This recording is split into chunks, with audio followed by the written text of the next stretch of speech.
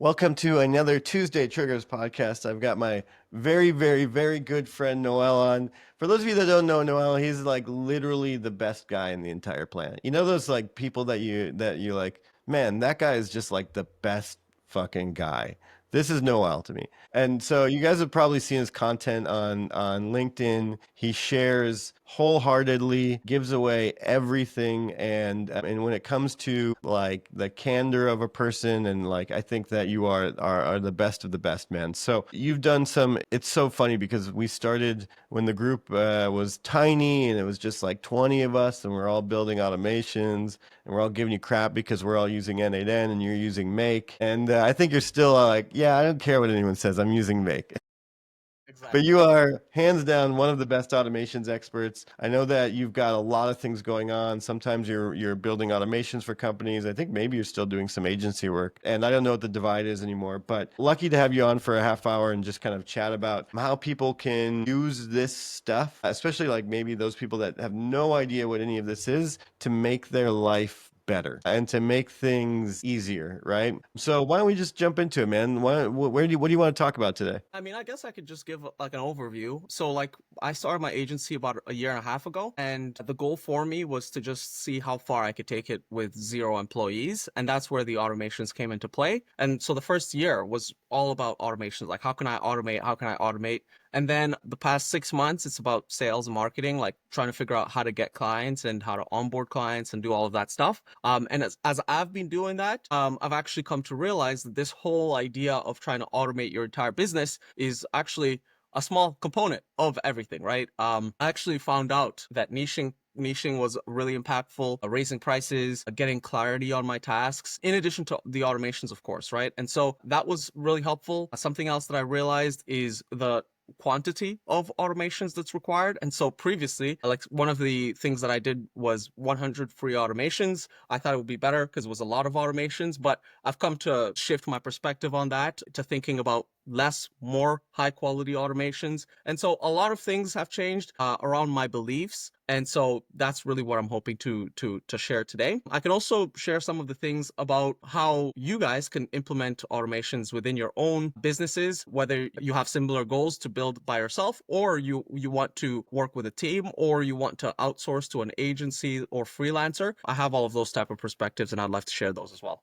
Let's do it, man. Let's do it. I'll leave you, give you the reins, man. You run with it today. Cool, cool. Let me screen share. Just show you guys like what I'm working with real quick to make it a little bit easier. So this is what I'm working with. So first things first, like trying to define what a 90% automated business is. It's basically just doing 100 hours of work in 10 hours. And when you redefine it like that, it's actually much simpler to grasp. It's not like you have to like automate 90% of everything. You just have to be able to do 100 hours of work in 10 hours. And there's so many different things that save you that 90 hours of work. And so this is how I've split all of the different criterias, and all of them are important. So your persona, for example, is whether you're someone like me where you just want to learn. And so how do you learn the automations? You just build as many as you can. And so when I first started in like the Tuesday Triggers group chats, I would just work on other people's businesses, just see what they're working on, and then I just do it.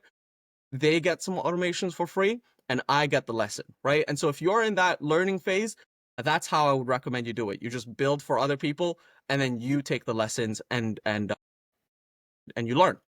If you're in a situation where you've built a solid agency, you're making some profit, you have a team, whatever the case may be, but you have some good SOPs and you want to scale, then at that point, I would also recommend that you build some automations. And there's two paths to do that. You can either do it in-house or you could do it as an agency. One thing I would recommend avoiding is the one-off automations, including my own automations, by the way. My like the one-off automations, they tend to not be great for scaling because a lot of the things with regards to automations, for example, like your onboarding automations, typically interact with your say offboarding automations, right? One extreme to the other. You onboard a client and then you offboard them at the very end, and both of those automations are interacting. And so whenever you're building these one-off automations, they typically lack that nuance. And so that's one thing I would say. And then the final part about the persona is the people who are just trying to automate for the sake of automating. They have bad businesses, they have bad SOPs. These are the people who hop on a call with me and they're like, hey, can you automate my business for me? And I'm like, what's your business? They tell me it has not started yet. So like, don't be that type of person that thinks that automation is on end all be all. I would say some of the things that come before automations is good SOPs and good business. And so good business means like niching down, good prices, good margins, having a good idea of what you're actually even doing. Like, what are your deliverables? What are your tasks? How do you get those things delivered? Once you have the solid fundamentals down, then at that point, you can get to automating. And this would typically put you in the scaling category. If you're in the learning phase, it doesn't matter. Just go automate whatever. Even if you have a bad business model, it's fine. But you have to delineate that I'm clearly learning and my business sucks, or I'm clearly scaling and my business is great.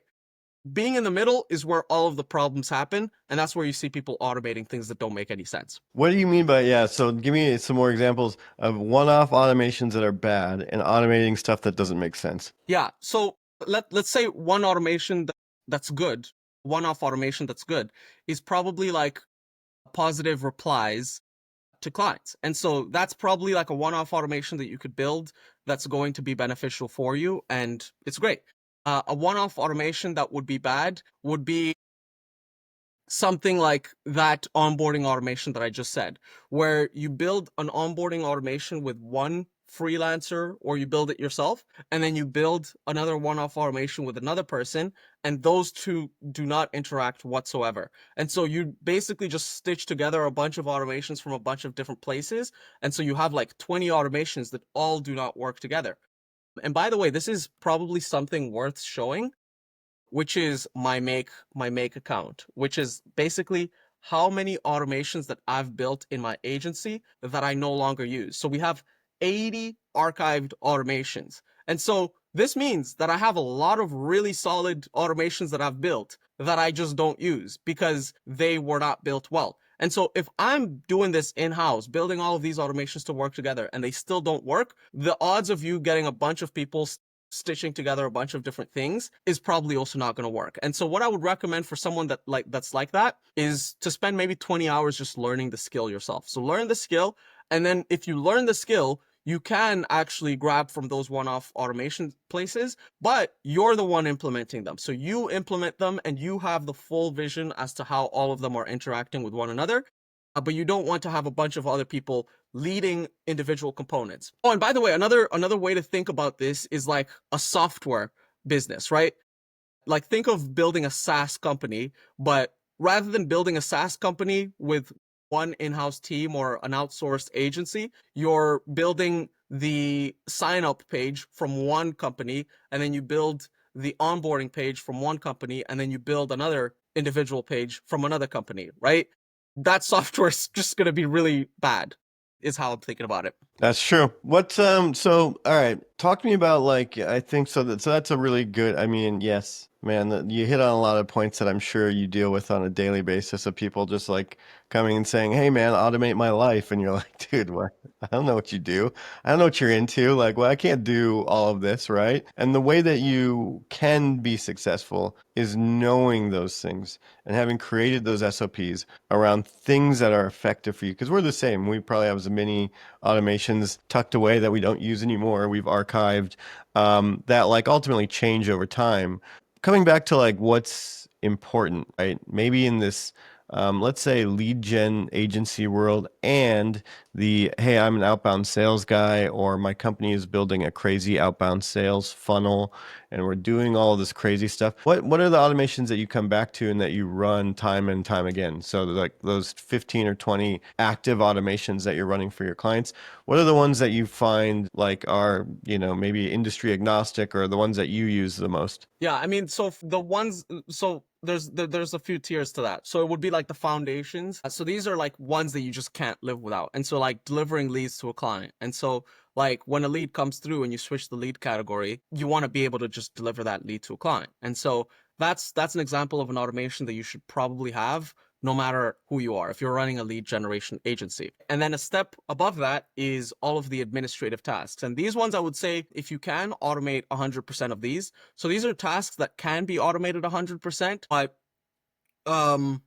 yeah, these are tasks that can be automated 100%. And so, for example, actually, that's the other part. Tasks that can be automated 100% that you have to do no matter what. So those are the ones that I would automate for sure. And so an example of that is deleting leads from Smart Lead. This is something that I do using automations. It saves me a few $100s a month. If you're using Smart Lead on like the bigger plans, you know how much it ends up costing. And so this is something that you quote unquote have to do, but it can be automated. And so I've automated that. We should compare our automations on this one because we have, and we're not as effective as we should be about using it because we've got something like 600,000 active leads. Like the ones that you haven't, there are campaigns that have no replies in 30 days, just delete them. Yeah. And if you had to hire someone to do that, by the way, it would be like, or you do it, it would be like 2 hours a month, right? And that would be a very high ROI 2 hours of your time because you're saving hundreds of dollars for those 2 hours on an ongoing basis. But you could just automate it. And so you just automate it, right? The other administrative ones are basically just like making sure that you know how many lists you need to build, things like that. The ones that are more challenging, and I would probably say you don't need to build, like you don't need to rush out to build, are the more complex ones. So like copywriting, inbox management, those are the two main ones actually, just copywriting and inbox management. Those are the ones where I would say like either use, the last one, copywriting, inbox management, and domain setups. Those are the ones that I would say you either outsource to other people or you just do them manually. And so Rev Reply is a really good solution for inbox management. And I actually saw you guys, like the new website is insane. And Oh, yeah, the new UI is thick, right? it's like crazy. I was like, what the hell's going on? So Rev Reply, I would 100% recommend. Outsourcing inbox management, like when you look at like the ROI on setting up your own inboxes, it doesn't make sense to do it yourself unless you're using things like EDU panels or you're doing like some really complicated infrastructure setups. But for the most part, I would just outsource that to someone else. And in the copywriting, this is where niching down comes into play, because if you have a bunch of marketing agencies and that's 100% of your client base, you just copy paste from one client onto the next client, copy paste, copy paste, copy paste, and you don't need to worry about copywriting as much as someone who has a janitorial company and then a medical device company and then a software startup. So, are you saying if you niche down, have you built any automations around any of these other elements of like that are typically more manual, like copywriting or anything? Have you ever done any of that? Yep. And then I archived them because I was like, niching down is just way better. Because the Yeah. thing is, even if you spend 10 hours like actually manually writing down like the craziest campaigns, if they're applicable to every single one of your clients, it's worth it. It's worth it. And so that's how I think about it now. So anytime I'm writing campaigns, one of the things that I'm thinking about is how does this apply to every single client? Because if it doesn't apply to every single client, then it's just going to be a waste of my time from the way that I see it. And so that's one of the benefits of niching down. It's that you can take lessons from one client and stitch them onto another client. Yep. Yep. I agree with that. What do you think like in the next year the most important and valuable automations will be, or do you see it changing at all? No, not really. I mean, the AI agents just came out on Make, and they've been there for N8N for a while. But I tested them, and I was like, these are cool, but I'm just not gonna use them. And so, nah, I don't see much changing. Yeah, I don't see much changing. One thing that I will say, let me screen share again. This is something that I have not seen anybody do, but it's massive, which is creating a Chrome extension for your agency. This is something that I did, and forget all of the fancy widgets. All we're really trying to focus on is these tasks, right? So knowing your tasks across your tech stack. And so like my HubSpot tasks, I know how many I have. I know my ClickUp tasks. I know how many inactive warmups I have. I know how many campaigns I need to create, the client funnel, all of these things. And so like just a Chrome extension that gives you visibility into your things is great. If you don't want to build a Chrome extension, it's not overly complicated, but if you don't want to do it, just having a dashboard across your entire, that one dashboard that shows you tasks across your entire organization, I think is a worthwhile endeavor. Damn, that sounds tough. It sounds tough. Yeah. You can even do sheets. You could do Every time I chat about automations, I get lost in the sauce because I'm like thinking about how I would reverse engineer it, and like I'm like, man, that sounds really difficult to track your own tasks and stuff. Like, anyways, I don't know how you're adding those tasks, but it sounds is that like other automations are reporting to that to say, hey, you need to do X, Y, and Z today? I can actually show you. I'll show you because I think it's also useful. So over here we have 3 domain tasks. And so these are what the domain tasks are. It's basically just a bunch of domains. And by the way, this is how I've got my setup like this. It's just a bunch of lists that are all related to one another. And so like my campaign tasks are here, my copywriting tasks. And so these are the domain tasks. And so these domain tasks are actually in GoDaddy. So like this is what I need to do for these. So they're in progress. And so like how many domain tasks do I have? I know how many I have because they're inside this domain section, right? We look at the campaign tasks. I've got some campaign tasks to create over here. And that's what's being reflected here, the ones that are due today or earlier. And then how many inactive email accounts? These would be the ones that are here, inactive. We just have that. And so this right here, you can even think about it like a sheet, like just one row, like one column sheet where it's just like campaigns 6, whatever 6. And then I'm just putting that into a visual. But really all I'm doing is I'm just using an automation to extract how many tasks I have from all of these places. Mm-hmm. Yeah, that's dope. What's a crazy ass? You have any crazy automations you want to show us? You got any crazy secret, like any sauce that you want to be like, look at this magic? You know what? I'll show that the onboarding one. This will make some great. It's a great clippable content. Show some fucking swaggy ass sauce.